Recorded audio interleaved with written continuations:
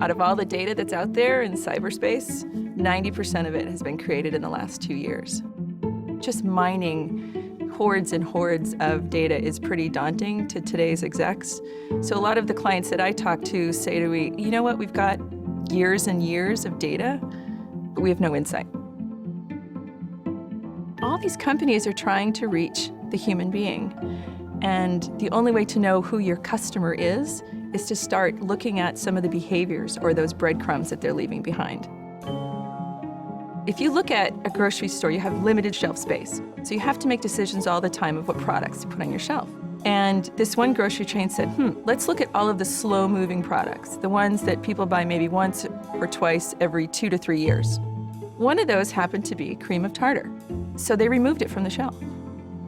Well, what that did was it absolutely ticked off a lot of bakers because they said, if this store doesn't have cream of tartar, they must not be serving the baker.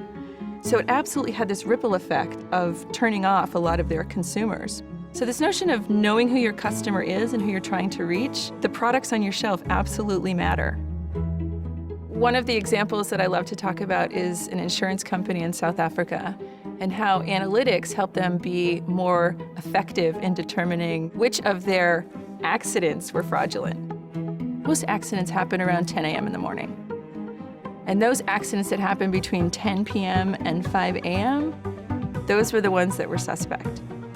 So if you could take a look at all of the claims that they have, you can actually help them determine if there's something fraudulent going on. This insurance company in South Africa saved $2.3 million in the first 4 months after looking at analytics and determining which ones of these were fraudulent.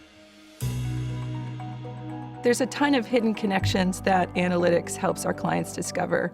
One, for example, is around how things like the weather can affect sales of products. Who would have thought that when it rains, the sales of things like cake go up? And when it's sunny, who would have thought that paninis would be on the increase, right? So imagine a bakery who could say, I'm going to actually bake only the amount of bread that we need for today. Because of the weather, because of what's happening with the sporting event nearby, because what's going on in my local community. One great example is the baker that actually looked at the weather and was able to forecast what was hot and what was going to move that day. It actually increased their profitability by 20%. Every client that we talk to has the same question.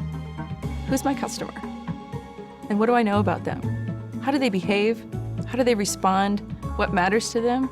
So whether it's a retailer trying to reach a consumer, or an insurance agent trying to reach the insured, or maybe a healthcare provider trying to reach the patient, they're all trying to do the same thing, which is provide better service. If you're going to provide better service, you better know who they are.